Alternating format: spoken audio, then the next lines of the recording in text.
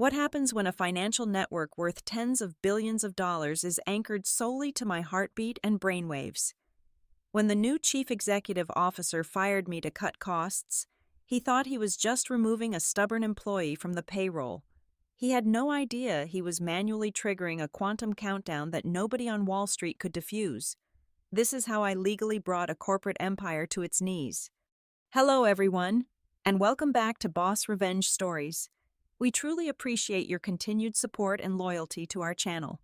Unfortunately, YouTube has recently demonetized our channel, leaving us completely without an operating budget to keep bringing you these incredible tales. If you find that you enjoy today's story, please consider supporting us by joining our Patreon community.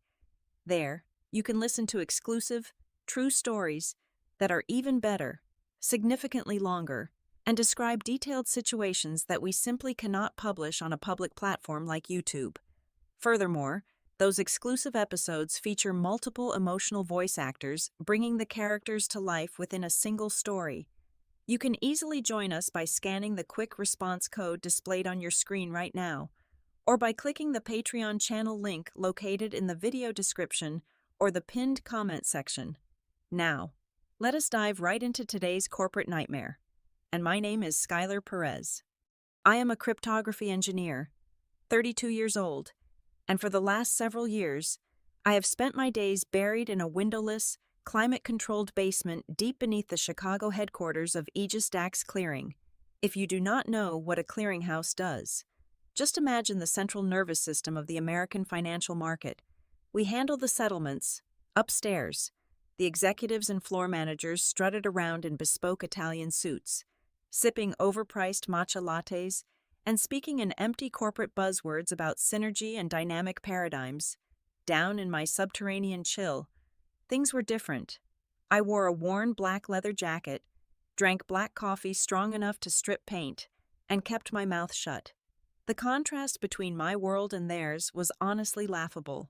Those executives thought they ran the financial universe simply because they signed the authorization papers and attended endless golf retreats, but the reality was entirely different. I was the one actually keeping their precarious empire from crumbling into digital dust. The system I built and managed was the quantum key distribution network. It was the invisible, continuously beating heart that protected tens of billions of dollars in daily transactions for the biggest and most aggressive banks on Wall Street. But there was a vital catch, a microscopic piece of architectural brilliance that the shiny shoes on the executive floors never bothered to understand, mostly because it could not be summarized on a single PowerPoint slide. The quantum key distribution network was not just a cluster of blinking servers humming in the dark. It was programmed with a highly classified dead man's switch protocol. That protocol was directly linked to a tiny radio frequency identification chip surgically implanted just beneath the skin of my left hand.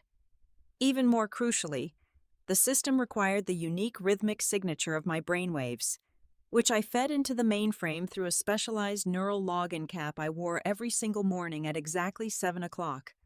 I was not just managing the security system as an administrator, I was the living, breathing biological anchor of it. Without my pulse, my presence, and my mind, the entire quantum network would instinctively lock itself down to prevent intrusion. My bizarre, quiet peace was violently shattered the day Sterling Vance strutted into the picture. He was our brand new chief executive officer, the ultimate tech bro caricature brought in by a panicked board of directors to slash operating costs and artificially boost the stock price. Sterling was excessively loud, sported an unnaturally orange tan, and worshipped at the altar of aggressive offshore outsourcing. He genuinely thought he was a Silicon Valley visionary. But to anyone who actually understood the complex architecture of the digital world, he was just a dangerous idiot wielding entirely too much unchecked power. It did not take long for him to find my basement sanctuary. During his grand inaugural tour of the corporate building, flanked by a trailing entourage of nodding vice presidents and terrified middle managers, Sterling practically kicked open my heavy steel security door. He looked around the dim room, staring at my arrays of scrolling command line interfaces with naked, unfiltered disgust. He pointed a perfectly manicured finger at me and chuckled to his sycophants. "Look at this," he said loudly, his voice echoing off the concrete walls. "An outdated gatekeeper sitting in the dark. This internal security infrastructure is a massive, unjustifiable drain on our budget, and it does not even have a flashy user interface. I have seen college startup applications with better front-end graphics than whatever this dinosaur system is supposed to be." I did not say a single word in my defense. I just sat back in my chair and watched him pontificate. It took me exactly 30 seconds to realize that Sterling Vance possessed absolute zero actual knowledge about cryptographic infrastructure or high-level cybersecurity. He did not know the difference between a complex hash function and a simple email password. All he cared about were trendy industry keywords like artificial intelligence, machine learning, and cloud synergy. He just wanted anything he could slap onto a quarterly financial report to impress the shareholders, artificially inflate the company valuation, and secure his massive personal bonus at the end of the fiscal year. He wanted shiny graphics and dashboard widgets, not quantum-level security. He wanted to outsource the very heartbeat of Aegis DAX to the lowest possible bidder to save a few pennies on the dollar. So, as he turned around and led his laughing, bootlicking entourage out of my office, leaving the heavy door to swing shut behind them, I calmly turned back to my glowing monitors. I knew exactly what was coming down the pipeline. Without making a sound or raising an alarm, I began quietly backing up all the critical system warnings, the biometric error logs, and the strict architectural mandates to my own secure, encrypted drives. If Sterling Vance wanted to blindly tear out the load-bearing foundation of this financial skyscraper, I was going to make absolutely sure my fingerprints were completely clean when the roof finally collapsed on top of his head. The inevitable execution of Sterling Vance's grand vision began exactly 2 weeks later with the hostile arrival of OmniGuard. They were a flashy, aggressively marketed offshore security firm that Sterling had personally championed from day one. It was an open secret among the senior engineering staff that OmniGuard was a backdoor partner of his, a shadow company where he likely held quiet equity through proxy shell corporations. They promised to automate our entire security infrastructure using a proprietary, black box artificial intelligence. Suddenly, my daily calendar was flooded with mandatory synchronization meetings hosted by the Human Resources Department. These meetings were suffocating, agonizing exercises in corporate doublespeak. I found myself sitting across from polished human resources directors and slick OmniGuard integration specialists who wore expensive designer sneakers paired with tailored suits.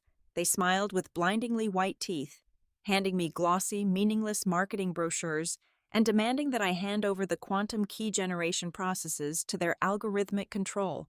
They spoke to me incredibly slowly, using a deeply condescending tone, treating me as if I were a stubborn, territorial child refusing to share a favorite toy.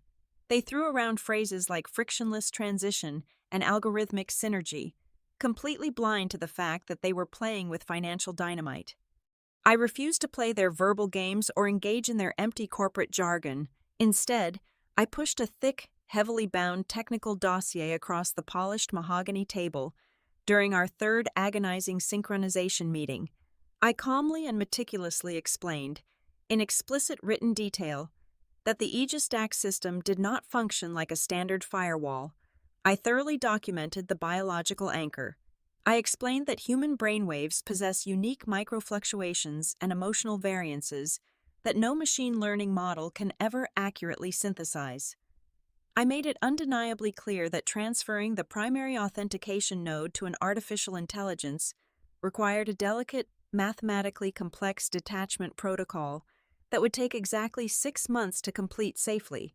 I warned them, highlighting the text in bright red ink, that if they attempted to forcibly sever my biological link or inject an unauthorized automated command sequence, the quantum network would immediately classify the event as a hostile, state-sponsored cyber intrusion.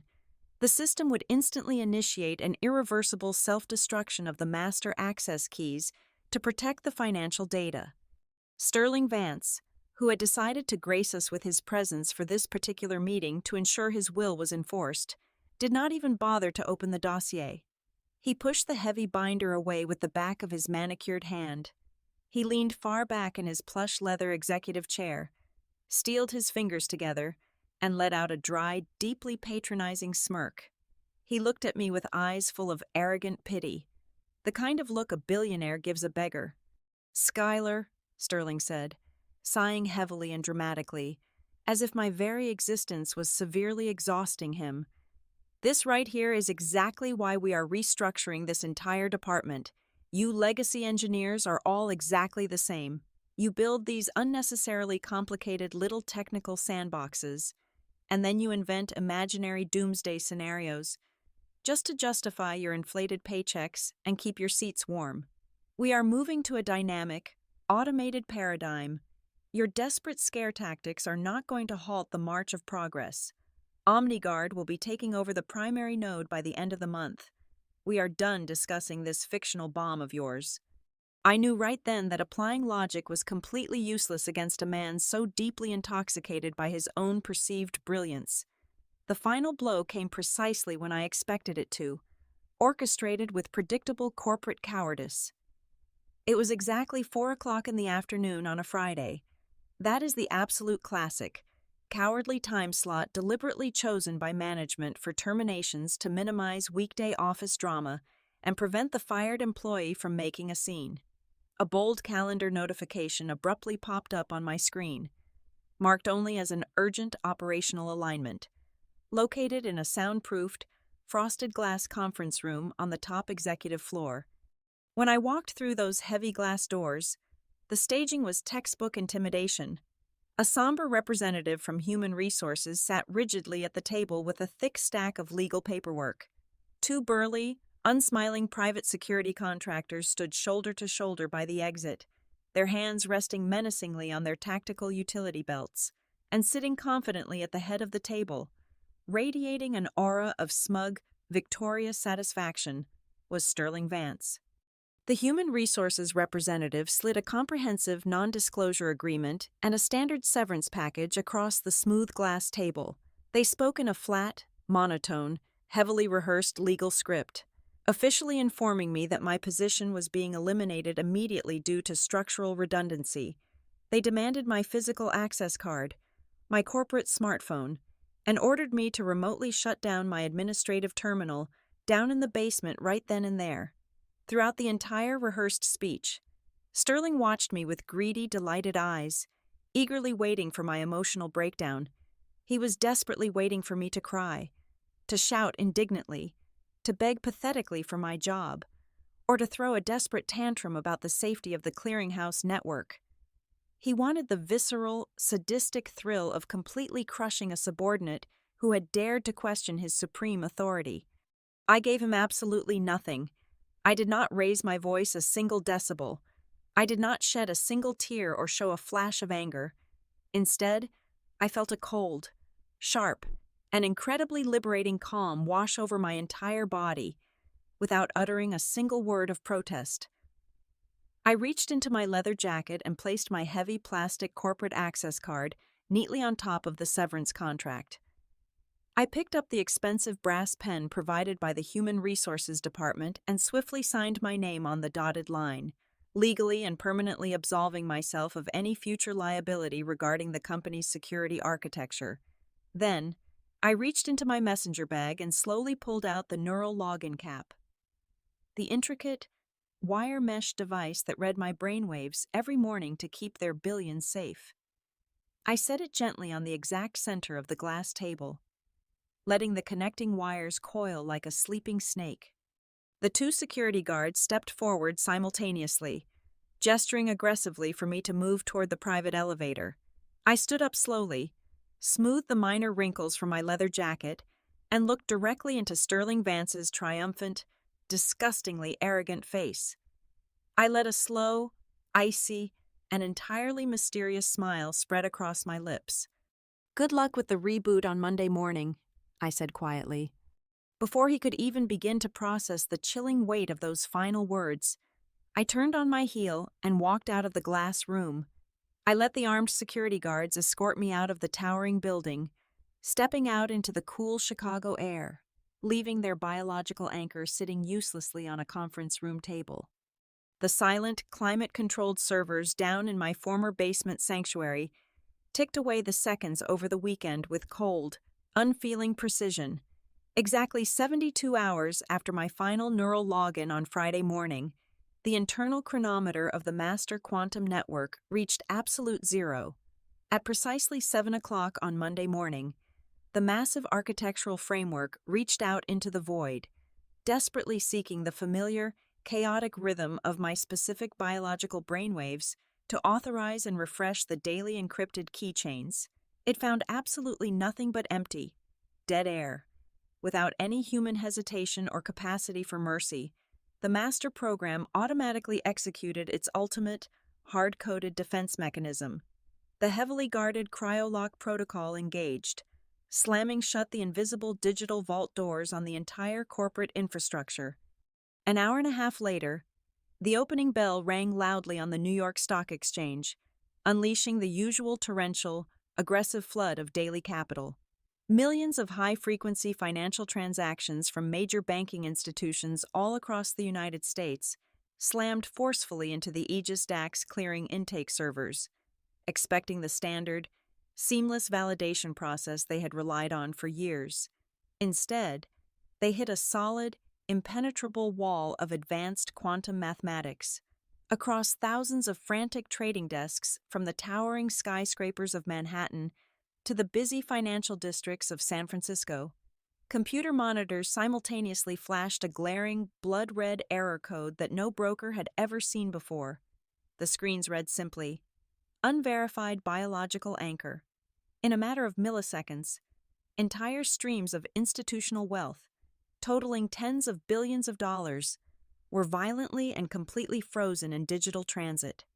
The central nervous system of the American economy had just suffered a massive, instantaneous stroke. The reaction up on the plush executive floors of Aegis DAX was immediate, blind, and terrifying panic. Sterling Vance, refusing to accept the reality of his own catastrophic mistake, aggressively ordered his newly installed OmniGuard contractors to fix the glitch right that very second, arrogant, overly confident, and entirely out of their depth. The automated artificial intelligence bots deployed by OmniGuard attempted to bypass the strict biometric requirement using a massive, brute-force decryption assault, hurling millions of algorithmic guesses at the firewall every single second. It was the absolute worst possible move any security professional could have made. The moment the quantum security framework detected the aggressive, localized hammering, it instinctively classified the clumsy intrusion as a coordinated, state-sponsored cyber attack of the absolute highest tier, defending itself against what it mathematically perceived as a hostile foreign military power. The system unilaterally and permanently locked all access pathways to the core servers. The architecture essentially swallowed the master encryption keys and buried them deep within a black hole of its own creation. Miles away from the escalating corporate apocalypse, I was enjoying a remarkably peaceful, beautiful morning in my bright downtown apartment. I was wearing comfortable gray sweatpants, lounging leisurely on my soft velvet sofa, and taking a slow sip from a rather expensive glass of vintage Cabernet Sauvignon, despite the early hour of the day. My large, high-definition television was tuned directly to a major national financial news network. I watched with quiet, profound, and deeply intoxicating satisfaction as the ticker symbol for Aegis DAX clearing appeared prominently at the bottom of the screen. Accompanied by a sharp, downward-pointing red arrow, the company stock was beginning to plummet wildly, shedding massive amounts of value with every passing minute as rumors of the system failure leaked to the trading floors. On the sleek glass coffee table right in front of me, my personal smartphone was vibrating so violently and continuously that it was slowly inching its way toward the edge of the table. The screen lit up endlessly with frantic incoming calls and desperate, panicked text messages from former engineering colleagues, wealthy floor managers, and even the exact same human resources director who had happily processed my termination paperwork just 3 days prior. I did not pick up a single call. I simply took another slow, luxurious sip of my dark wine and watched the heavy financial anchor I had explicitly warned them about drag their entire fleet straight down to the cold bottom of the ocean. Back at the Aegis Dax corporate headquarters, the pristine glass-walled executive war room had rapidly descended into absolute primal chaos. The polished, professional veneer of the executive leadership team had completely evaporated into thin air. Sterling Vance was pacing the entire length of the expensive mahogany boardroom table. His face flushed a dark, dangerous shade of purple. He was screaming at the absolute top of his lungs, hurling vicious expletives and violent threats at the OmniGuard integration specialists. The contractors were frantically typing on their expensive laptops, sweating profusely right through their tailored designer suits as the reality of the situation crushed them. Sterling slammed both of his fists violently onto the table, demanding that they override the protocol and bring the network back online before the federal banking regulators caught wind of the catastrophic outage. The lead OmniGuard engineer finally stopped typing, his hands shaking visibly as he looked up at the enraged chief executive officer with eyes wide with pure, unfiltered terror. "We cannot even see the data anymore," the engineer stammered, his voice cracking pathetically under the immense, suffocating pressure of the room. "The artificial intelligence cannot parse the architecture. The entire financial ledger has been locked in another mathematical dimension. It is completely gone, and we are locked out." The disastrous, widespread consequences could not be contained within the glass walls of Aegis Dax for very long. By noon, the massive arterial blockage in the clearinghouse began to trigger a devastating, unstoppable cascade across the broader American economy. Partner banking institutions could not settle their massive daily balances, causing a rapid liquidity freeze. The contagion spread rapidly to the commercial sector, causing the automated payroll systems for thousands of mid-sized companies and massive corporate retail chains to fail simultaneously. Hardworking citizens across the country standing in line at grocery stores suddenly found their debit cards inexplicably declined. The scent of blood in the financial water was far too strong to ignore, and the aggressive, relentless hounds of the financial press quickly caught the scent of the unfolding disaster. Urgent breaking news alerts began to interrupt regular daytime television broadcasts, with panicked anchors wildly speculating about a catastrophic national liquidity crisis or a massive foreign cyber-terrorism event aimed at one of the most critical financial hubs in the nation. The corporate empire was officially burning to the ground, and the arrogant man who had proudly struck the match was entirely trapped inside the inferno. By early afternoon, the atmosphere of pure desperation emanating from the Aegis Dax headquarters had officially curdled into vicious, calculated malice. Sterling Vance, finally realizing that his entire corporate kingdom was dissolving into dust right before his eyes, decided to play the absolute last card he had hidden in his meticulously tailored sleeve. He went completely on the offensive. As I sat comfortably in my living room, watching the prominent financial news networks cover the unprecedented, ongoing liquidity crisis, the broadcast narrative suddenly and sharply pivoted. Anonymous sources from within the highest levels of the company leadership began strategically leaking a highly fabricated, dramatic story to hungry journalists. The urgent breaking news banners scrolling continuously across the bottom of my television screen shifted away from reporting a mere technical glitch to something far more sinister. They started broadcasting that a disgruntled, highly unstable former internal engineer had gone entirely rogue, planted a sophisticated logic bomb within the mainframe, and was actively holding the clearinghouse hostage for an exorbitant financial ransom.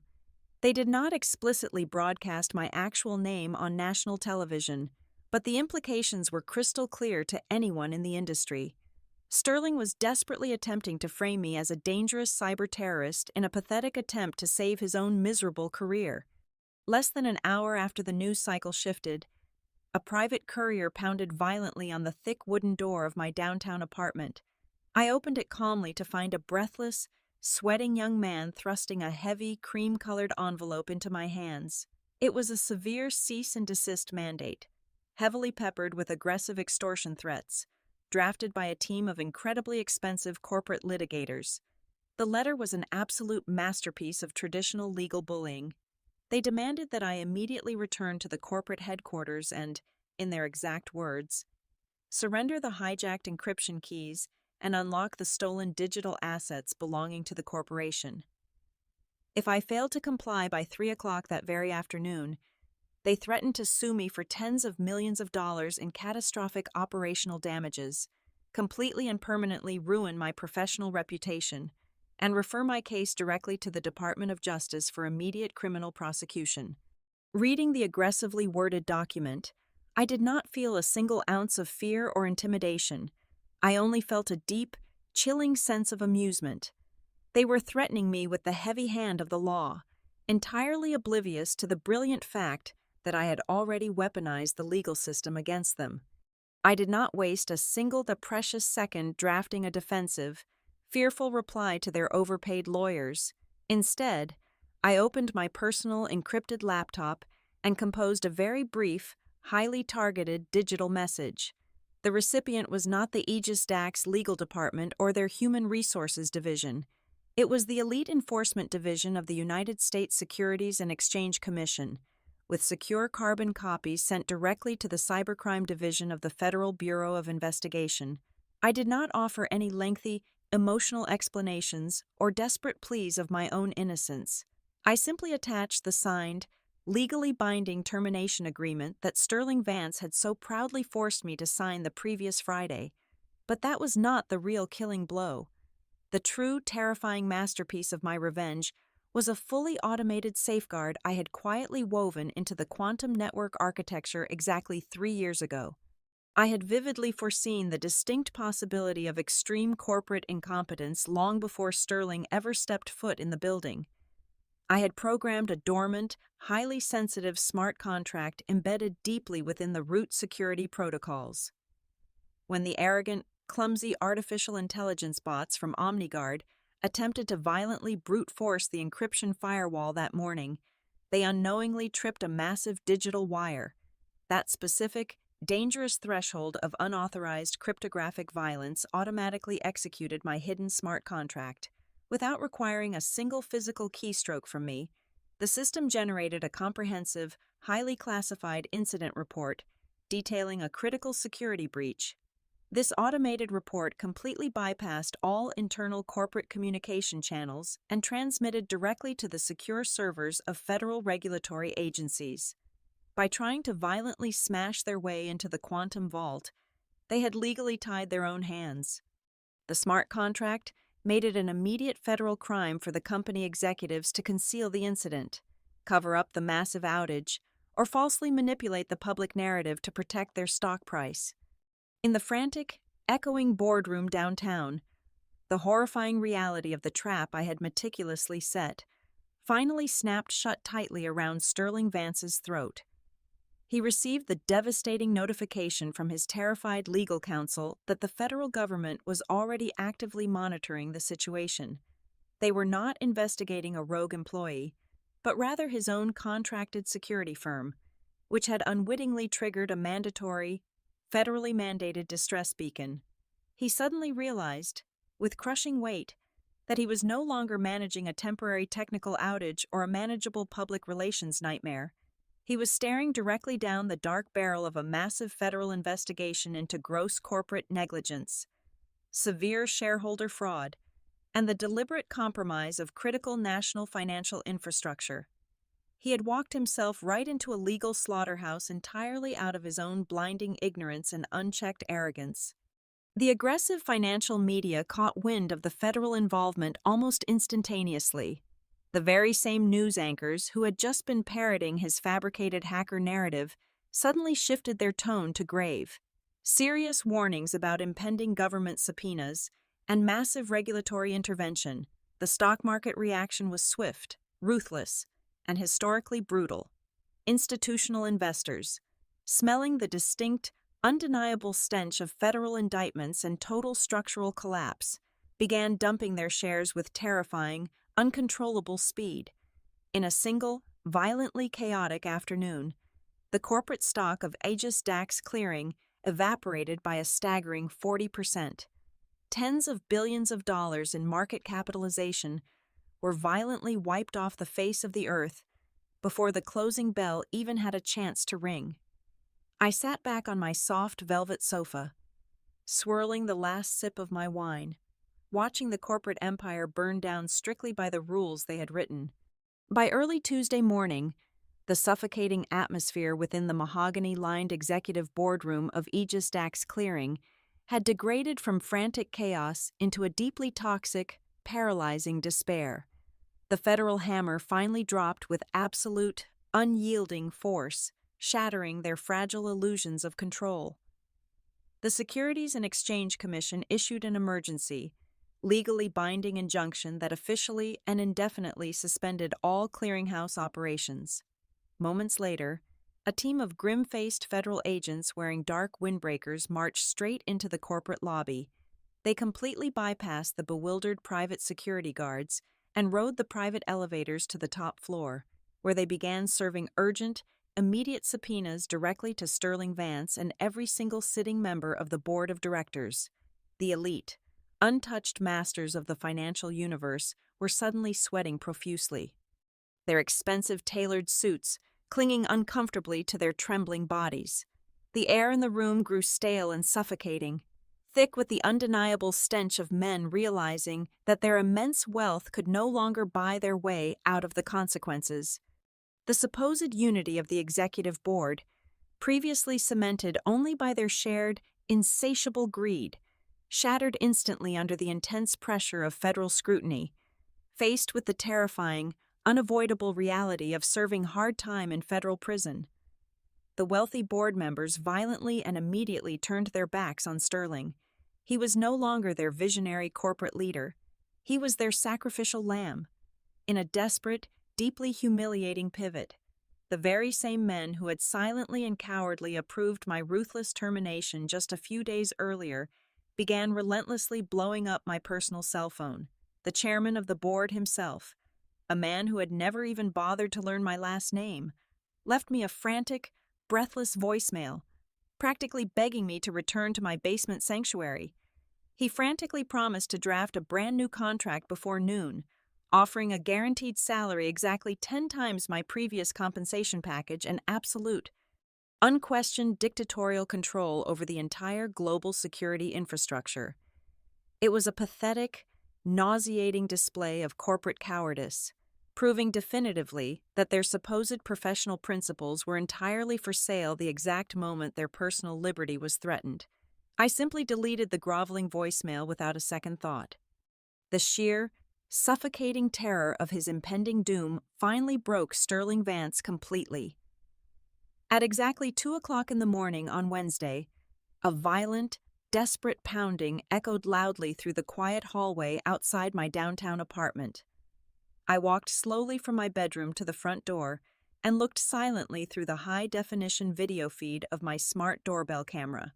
Standing directly under the harsh, flickering fluorescent hall light was the former tech bro king of Chicago. Sterling looked absolutely destroyed. His unnaturally orange tan had faded into a sickly pale yellow hue. His perfectly styled hair was disheveled. His eyes were violently bloodshot, and his entire body was shaking uncontrollably. The arrogant, untouchable corporate dictator had been swiftly reduced to a pathetic, crying shell of a man. "Skylar, please," Sterling sobbed loudly, pressing his sweating face dangerously close to the camera lens. "Please open the door. I know you are in there watching me. You have to fix this system. They are going to lock me in federal prison. The shareholders and the board know I completely lied about the OmniGuard capabilities. It was all a fake front. It was just a proxy shell company designed to artificially boost the quarterly profit margins. I committed massive securities fraud, and if the network stays locked down, the federal investigators will inevitably find the hidden paper trail. I will give you anything you want in the entire world. Just please give them the access keys."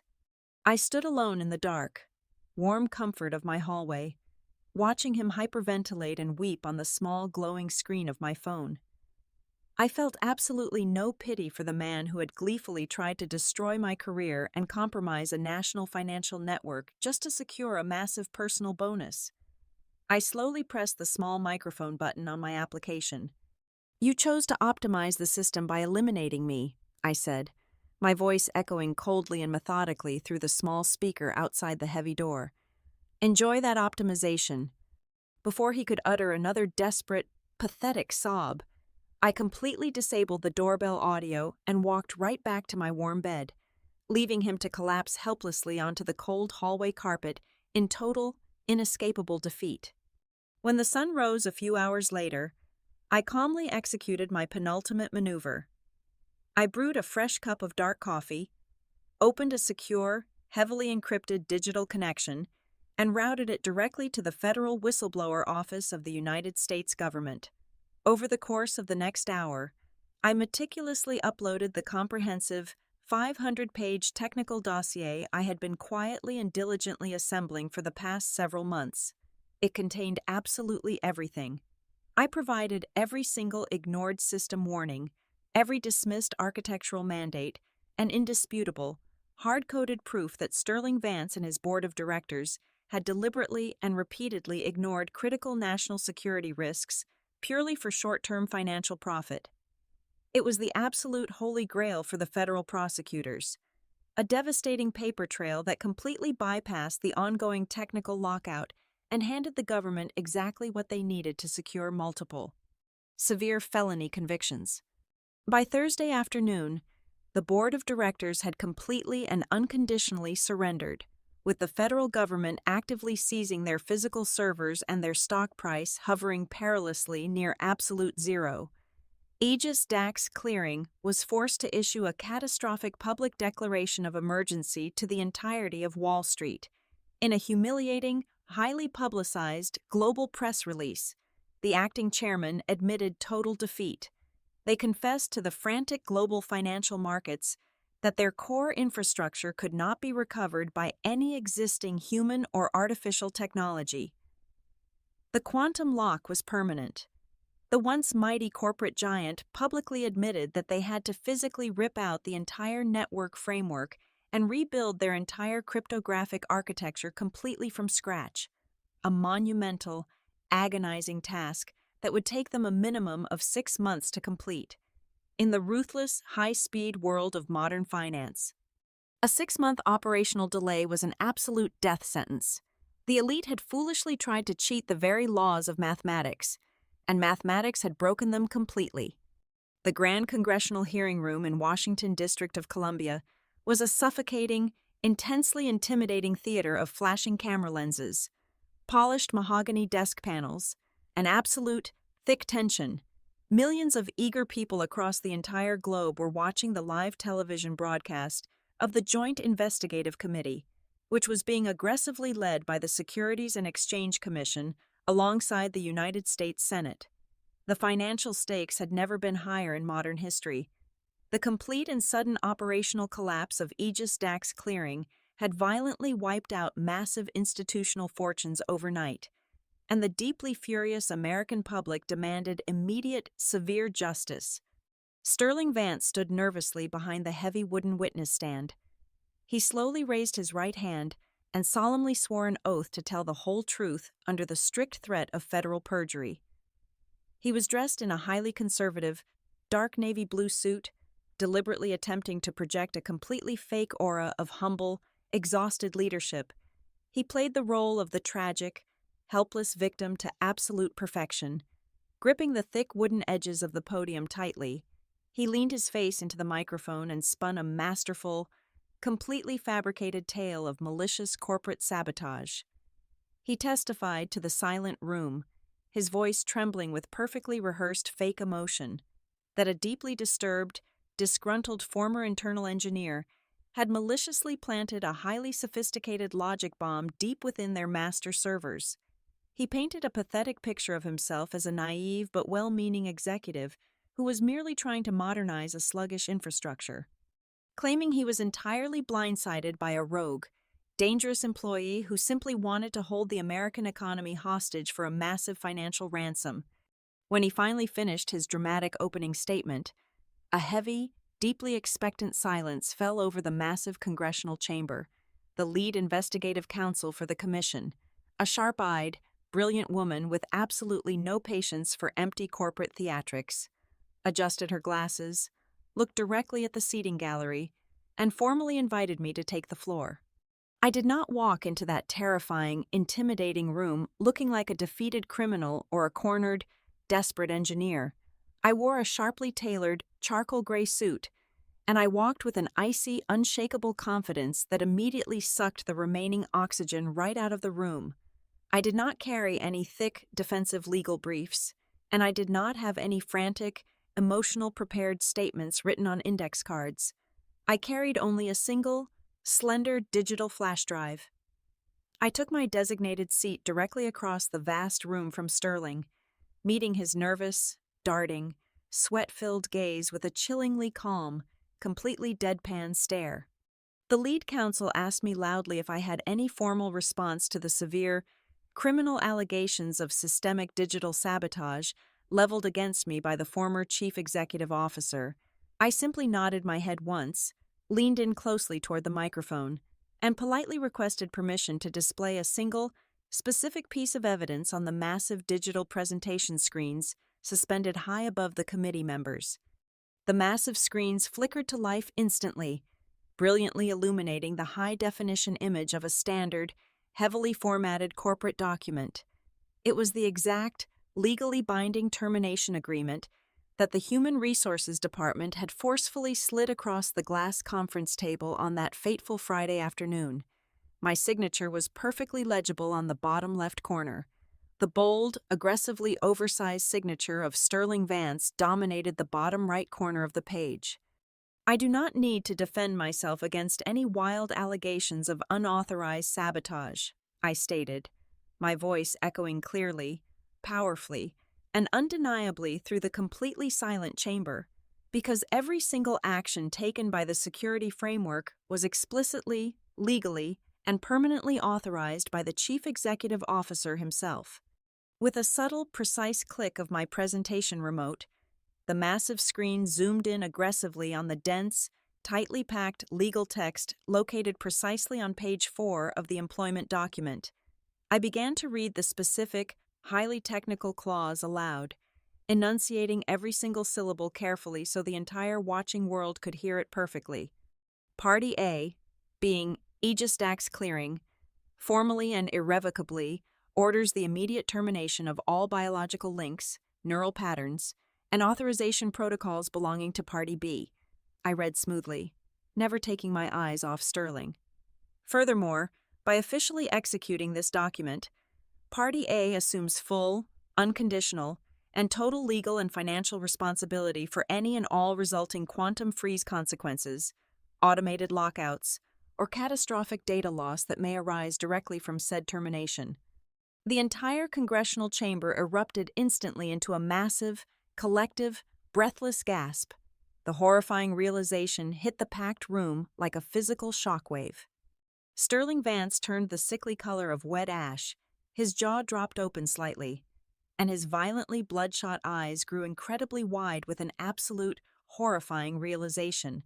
In his desperate, arrogant rush to fire me, crush my spirit, and outsource my entire department to his shadow company, he had blindly signed the standard termination paperwork without bothering to have his own expensive legal team review the highly technical addendums I had quietly slipped into my employment file exactly 3 years prior. I had never planted a logic bomb. He had legally, officially, and permanently ordered the automated self-destruction of his own financial network. The lead counsel for the commission stared quietly at the large screen for a long, heavy moment before turning her intense, glaring focus entirely onto the profusely sweating man frozen at the witness stand. The trap had closed flawlessly. Sterling had just lied under oath to the United States Congress about a devastating cyber attack that he himself had legally mandated. The final ruling was swift, definitive, and entirely merciless.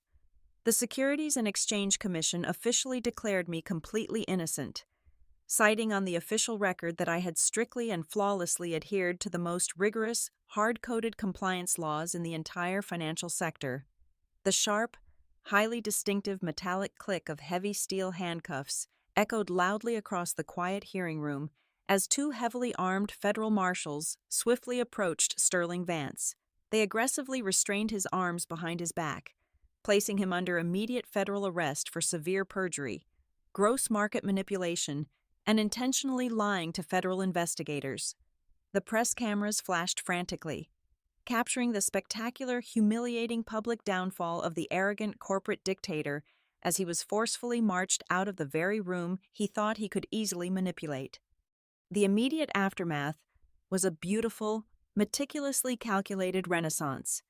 Aegis Dax clearing completely collapsed under the crushing, unbearable weight of massive federal fines and total operational failure. The ruined, hollow shell of the company was ultimately bought out for mere pennies on the dollar by a much smarter rival firm. Meanwhile, the federal government officially awarded me a massive, entirely tax-free whistleblower bounty totaling tens of millions of dollars for successfully exposing the dangerous security vulnerabilities and the rampant corporate fraud.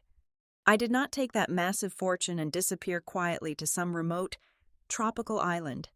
Instead, I stayed right in the beating heart of the city and opened a brand new, highly advanced quantum security firm of my very own. Ironically, my absolute first, incredibly desperate clients were the exact same massive Wall Street banking institutions that had previously turned their backs on me, now waiting eagerly in line to pay exorbitant premium fees for my exclusive protection. I stood in my new, sunlit corner office, looking out over the sprawling, beautiful Chicago skyline. I took a deep, refreshing breath, slowly raised my wrist, and glanced down at the glowing face of my smartwatch.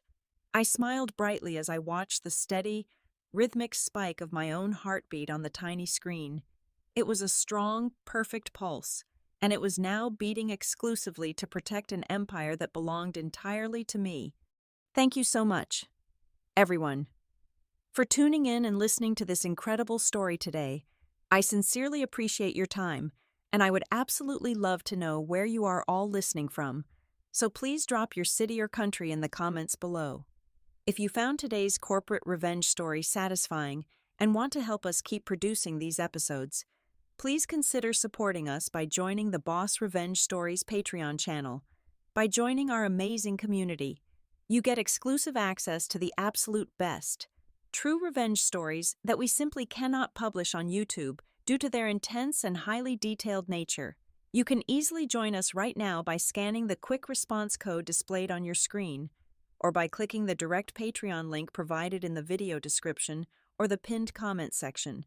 Your support truly means the world to us, and we will see you in the next story.